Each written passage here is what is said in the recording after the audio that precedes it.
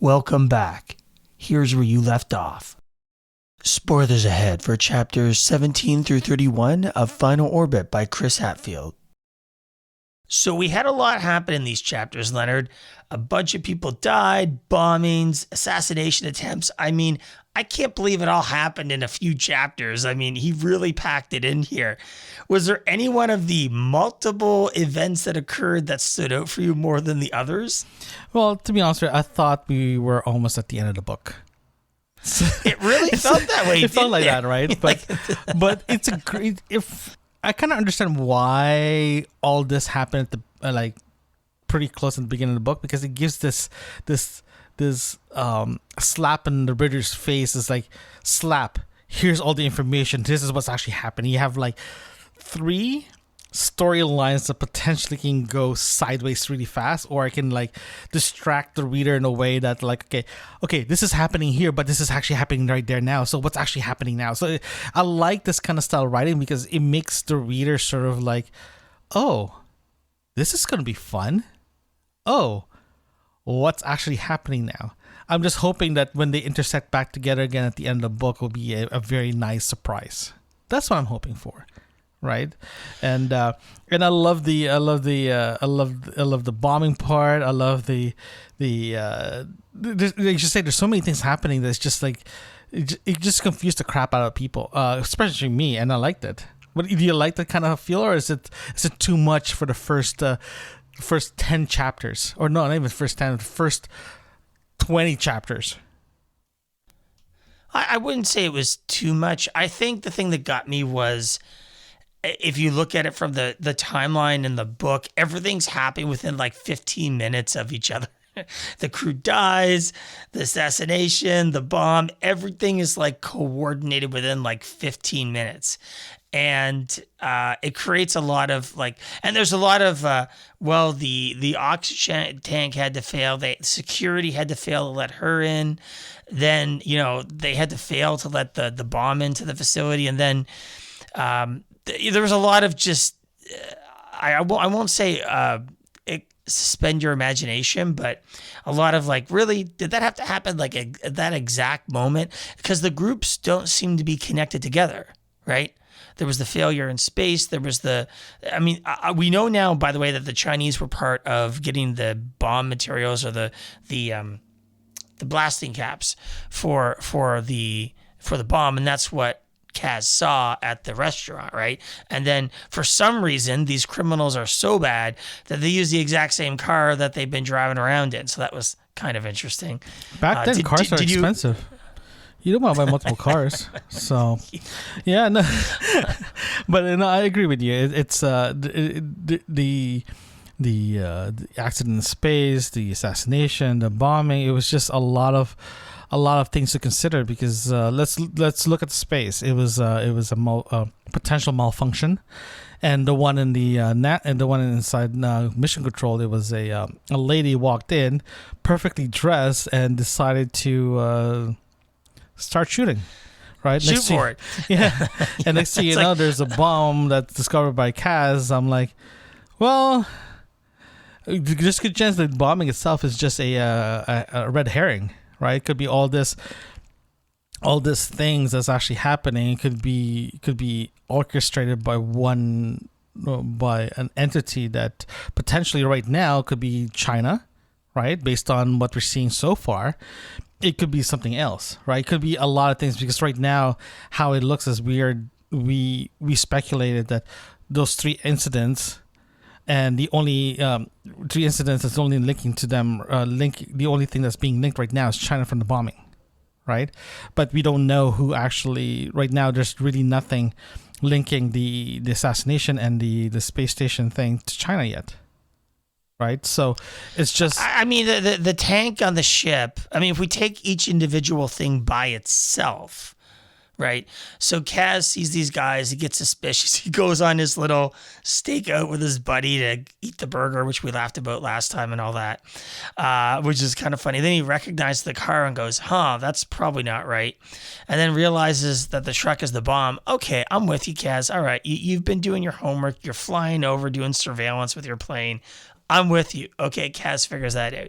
Then this subplot of the girl coming in with whatever group it is, I don't remember, to shoot forward for, I don't really remember either, which I don't think is connected to China, by the way. I think right now. That's what I'm saying. It's only Dalton has been connected to the bomb, right? You know, if you're like in NASA's like operating room, like you're like, okay, what just happened? Okay, somebody shot through the glass and tried to kill Ford. Oh, there's a bomb threat, because he literally picks up the phone as like she's shooting. He's like, bomb threat. And then the third thing is like, oh, okay, that's good. What? Wait, the crew's dead? What the hell happened the last 15 minutes? Like, seriously, because nobody. This is what I was saying earlier, that all this happening so many at the same time that just theoretically there's 3 storylines now. Right, you get the bombing, you get the assassination, you get the space station. I'm hoping that as soon as they diverge back, you have the single entity that's controlling all this or planning all this. The next thing you know, as soon as it intersects at the end of the book, we'll be like, oh my gosh, this is fantastic. That's what I'm hoping for. That's what I'm seeing. This is what I'm predicting right now. So it's going to be nice to see that, right? So that's what I'm hoping for. So far, I'm liking where this is going. It's kind of fun that we had a discussion before this recording that how we briefly talked how much are we going to dissect this, right? And after that conversation, I was thinking about it. I'm like, oh, yeah, I'm not going to dissect this too much in the technical side of it. I'm just going to dissect the story part of it. So here's the thing. Well, let's talk about it. Let's talk about this. And I want to be very clear here that if I'm going to nitpick this, I am not qualified to nitpick this. You're not me. Okay, you're not me. No, because Chris Hatfield is literally the guy who has actually done the job, and he's like 400 people that have actually done this. So who the hell am I to criticize him? But I'm 401. I'm 401 person did this before, so I know what I'm talking about. Derek. Yeah, something like that. So here's my question to you. In the sequence of events that happened in the Soyuz capsule, all right, so the nitrogen tank blows, gets a hole in the ship. We don't really know exactly how big the hole is, but the Soyuz itself is not that big. You know, it's like the size of a closet, basically. So the volume in there of air at 5 psi or whatever is leaking out. Okay, so the cosmonaut guy, they go to the attachment hatch to close the door, and as they're going through, the cosmonaut guy is going through this process of, okay, I want to grab our suits so we can come back in, fix the problem. I want to grab my headsets, blah, blah, blah. He's going through, like, he's basically packing to go. He's basically packing while air is leaking out. And my thought process was, while I was reading this, was, Chris, is this a realistic procedure? Because if you think about it logically, it makes sense that the cosmonaut guy is thinking ahead to problems that he has to solve in the future. But in reality, he has atmosphere going out, and they're all going to die if they don't close the hatch, right, to the connection portal. And I thought, when Chris was writing it, I wonder, is this an actual procedure that would happen if you did this to allow yourself to go back in? Or was this just dramatic writing that Chris was doing to basically have an explanation as to why they ran out of time and they all died? Because I would think that if you're in that situation, as Chris had said, fire is number one, loss of atmosphere is number two, kind of thing, right? So if loss of atmosphere is going on, wouldn't you get in the hatch, seal it up, and be like, hey, those other guys have spacesuits in the other spacecraft. They can come over and we can walk them through whatever to do. What do you think about that thought process there? Okay, we remember we have 3 people in the middle between the 2 ships. They have a seal. They have like a coupler that's like sort of like it's an adapter to adapt each connection for each spaceship. Yeah. So space vehicles. So the 3 guys are stuck in the middle, right? So when the atmosphere problem, they close the door because we're just going to presume that part of the process is that as soon as when you open it, someone goes in. You close it. The other side opens. Because remember, they already said that the Russians using different type of air breathing system compared to the U.S., right? Even Substana, the girl, the woman, I can't remember her name. I'm pronouncing it completely wrong. She at the beginning. It's hard. It's like sets. Yes, exactly. Yeah, Mrs. S decided to. That's great. We're gonna call her Mrs. S from now on. Yeah, Svetlana is Mrs. S. Yeah. So she remember when they coupled her, she said that I got to make sure the pressure is correct, right? So that's what it is. The two different system that they're using that as like a hatch and a compression area. In other words, it's there to transfer. Right, so as soon as that's done, when the accident happened in the Russian side, they can't open the door, so they're stuck in the middle, and they only have enough oxygen there. That's whatever's sealed in there, right? So they can't open it because it's sealed. The Americans can't open it because if it's decompressed, they're screwed no matter what. They're gonna be sucked out, right? So there's a lot of things that you have to look at. That okay, we can't open this because this might blow. Then we're all done. No, I get that, but my argument was the docking connection point has two hatches where they could seal it off, right? So my argument is, why didn't all three of them run in, close the hatch immediately, and ignore the packing list? I mean, I totally understand the logic that the cosmonaut guy went through, but basically they don't have a lot of time here to mess around and do that, right? And in space, actually, an air leakage isn't as quick as what you might think, volume-wise. But it was even sadder when they pushed the emergency oxygen into the thing, and one of them sort of half woke up, And I thought, okay, well, maybe they'll get to it now, But he just floats away and dies there. I'm like, that was just really sad. It is, yeah. But with that logic, though, you said, we'll just go back inside, like. Here's the thing that you have to look at perspective, in their perspective, that you're putting yourself into that. It's like, we're sealed in here. If we open this, there may or may not be an atmosphere at the other side of this door. I'm not talking about the guys in the Apollo module. I'm talking about the guys surviving in the Soyuz. Yeah, that's what I'm saying. Yeah. If you open this, would you gamble, like Derek, would you gamble to opening this door to see if there's atmosphere on the other side? You know what I mean? So it's just one of those things that I don't think you're following it. The docking module you can close both hatches of both ships. I understand that. Yeah, seal in between and seal them in, right? But so that you can isolate the main module of the Soyuz. So that was my argument. My argument is this, though, because they were reaching for the door, right? Yeah, but my argument is this, though: would you open it to see? Remember, you have to look at perspective that there may or may not be anything on the other side. I really think we need to have Chris on the show here to explain this to us. I mean, I think he's a fellow Canadian. Let's have to reach out to him. Yeah, let's we're going to have to ask, because honestly, I mean, I have a genuine curiosity here of, hey, is this an actual procedure that you would think of let me get the headset, let me get the spacesuit? I mean, it's logical. There's nothing wrong with it. It's completely logical. But is it an actual procedure you would think of doing, or is it just writing for the sake of writing, right? For drama, right? I feel like it's drama. I feel like that's what it is, but I really would be curious to ask him the question, because I could see both sides of the coin, but in one side, it's like, it doesn't matter whether you have the headset if you're dead, that's sort of the argument I have there, right? For it. I agree. I think we should do this then. Let's go reach out to him and see what happens. I think it's a genuine question to ask, and to go from there. I think it's just a nice conversation to have. Let's figure that out together, and let's go sort that out. But yeah, as not for both of us are not being subject matter expert here, so we can speculate. That's the only thing we can do, right? But so what do you think about? So let's put that aside, because I thought it was very fascinating. I was like, because it's interesting, because any other writer that would have done it, I would have said, hey, what do you do? Maybe you did some research or something. No, Chris is the one who actually went and did it. So he has life experience for this, right? He's a subject matter expert. Nobody's going to challenge his argument of this is what would actually happen, right? Because he has the training and everything to back it up.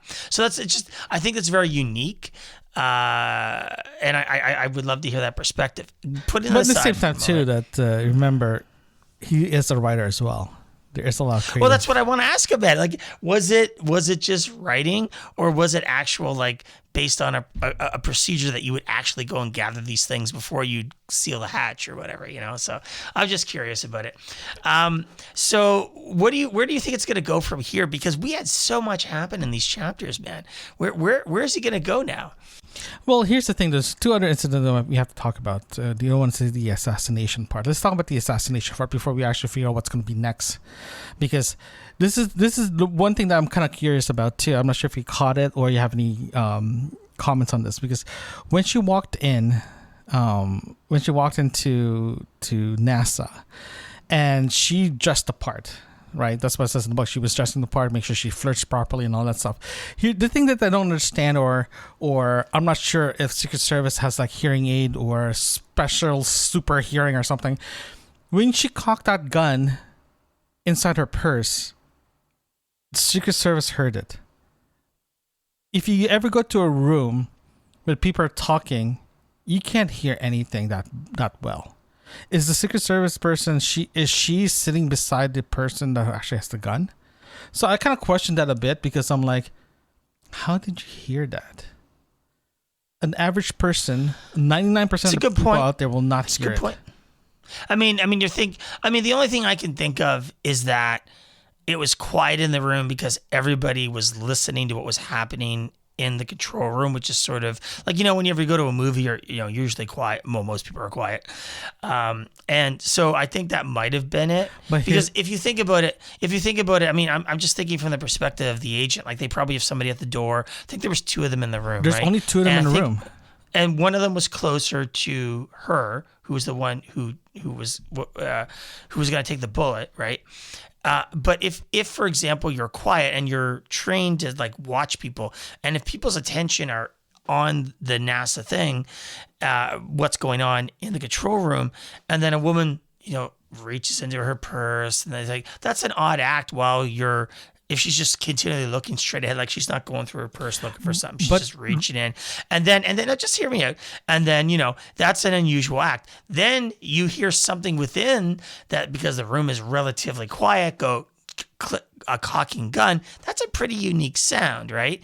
And I agree with you. There's a bit of dispelling a belief here, but it depends on the circumstances. But here's the thing: I didn't find it as bad as you did. I think the scenario is this: the gun's still inside her bag. Okay, this is why I'm not nitpicking the space part. I'm nitpicking the overall thing now. If you are sitting, if you reach something in your bag, open a Kit Kat or she's cocking that gun itself, and right. First of all, the gun is still in her bag. That's one. So you have a layer of dampening there. If you're in that area listening to the control, remember there's a glass separating the main area and there, so you have speakers in the room. That'll be constantly running because you're hearing an audio feed from those control rooms, right? So there's constantly sound. You're talking. So for them to say that, yeah, I heard a cocking sound, so I'm like, okay. I will accept it for now, but I'm going to question this when I talk to you about it. It just doesn't make any sense. It's a stretch of imagination that I can accept, but at the same time, I'm kind of like, probable. I can't remember this exactly. Did he say that the agent heard the gun cock? She heard the gun cock. Is that what they said? That's what it says. Yeah, that's what, because when I read that, I'm like, I don't know. I mean, if you think about it too, also logically, if the agent's looking, she's not looking at the control room, she's looking at the people, right? She's looking for threats and stuff, Derek, right? She's looking for threats, right? So, I mean, I am not as far along with this as you are. I think that they're trained to look for abnormal behavior. Okay, abnormal behavior right? is lifting a gun out and start shooting. Okay, abnormal behavior if a person reaches out to her bag that theoretically been inspected, right, to grab a lipstick or grab a tissue or grab a camera or whatever. If someone does that in front of a security, every single person in the world will be arrested. Yeah, but here's the thing. I mean, we're making a bit of an assumption here, okay? Because he didn't actually write it in this manner. But if we're thinking of the scenario where she's watching forward, it says Secret Service heard the cocking and looked around and looked at her because she heard it from there and from that direction. I mean, we're really nitpicking this. I know. That's what I'm saying. Here. I'm not nitpicking the space part. I'm more on the side of Chris on this one than yourself, just because I think that his mistake, if you're really being nitpicky, is that the Secret Service agent would be looking at Ford. Their job would be to monitor the people in that room. And so I think if I'm criticizing him, it would be the agent was watching the room and saw her reach into her purse kind of thing. I still disagree with that one. Everyone can reach into their purse no matter what. Reach out in their bags, their pockets. If she doesn't look into it while she's doing it, then that's a little a little different, right? Yeah. That's one thing that bothered me the whole time. I'm like, it just doesn't make any sense. Okay, buddy. So let's talk about using the fire truck to be a blast radius for the bomb, be a blast buffer. What do you think about that? Oh my god. I love Chris. Chris is like one of my idols. He's Canadian. He's an amazing person. I think I met him. Not met him, but I've seen him speak. And the guy is a smart man. And I know he's taking creative avenues in this one, and I have no problems with that. But if that truck goes in front of the blast and hoping that it's not going to, hoping to dampen the explosion, you're just creating more shrapnels. It's like, come on. It's like if you put something in the middle of it's like it's a waveform. It's a wave. It's a sound. It's a sound wave pushing outward from the center of the explosion. Something will be blown out, right? And I understand what's the thinking of that. I will do exactly the same thing, hoping it's gonna work. But Kaz, you're supposed to be a lot smarter than that.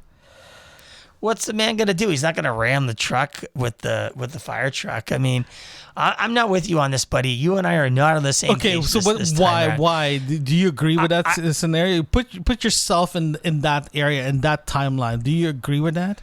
Knowing what's gonna happen. Most people that build bombs, whatever, have shrapnel included in it, like metal pieces or something like that.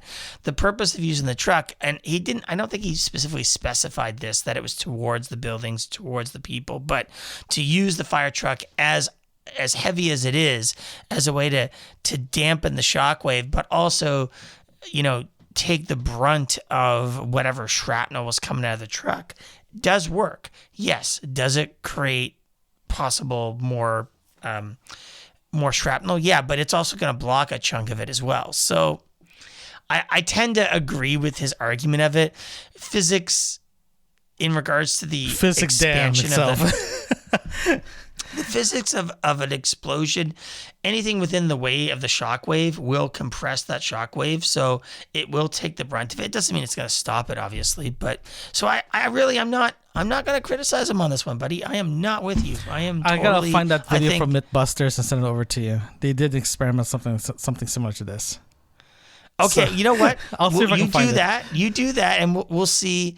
Because if that's the case, then when we talk to Chris, you could be like, "Here you go, Chris. Here's I know we're nitpicking every single aspect of this. The reason why we're nitpicking so far, we're liking the book. We're just finding flaws. No, I know. I'm loving it. It's great. I just, I have more questions that I just want to ask about, like what influenced him to write it that way. And I'm not in that stage yet. To do it that way. I'm definitely not in that stage yet. But to be honest with you, if you ask me right now, what do I expect in the next episode, and to be honest with you, I am looking forward to it, because remember, audience, we read the book, we read the chapters that we're supposed to read, we stop. Sometimes we don't record until like 2 or 3 days later. So that 2 or 3 days later, there's a lot of itching, a lot of like what's going on next. Right, we're literally waiting for it, so I can't wait to go to the next one, because I can't wait to see what happened in the Apollo side. I want to know what happened to the assassination side, because those are the two things I'm very curious about. So I'm kind of like, what's going on? Plus, at the same time too, I want to know what's happening with China. I really want to know. I think that's what we're going to learn in the next few chapters, because China was a little tiny part of the bombing. Okay, sure. It's like, attacking from multiple directions. I'm not too sure what they've launched into orbit to deal with Apollo and Soyuz together. And technically, from the way he wrote it, they didn't sabotage anything. It was just a technician making an error, which was fatal. You know what I mean? And Soyuz capsules are quite old too, so there might be that. But having said that, I do think we're going to find out. I think we're going to flip back to more Apollo in the next few chapters. What do you think? I agree. Again, I do want to apologize to Chris Hatfield that we're very picky about this, because that means we like the book. Join us next time as we review chapters 32 through 49 of Final Orbit by Chris Hatfield. Thank you for joining us today. Don't forget to hit that subscribe button and share a review. We love to hear from you. Send us an email at yourbookmarksinfo@gmail.com. Join us again right here where you left off.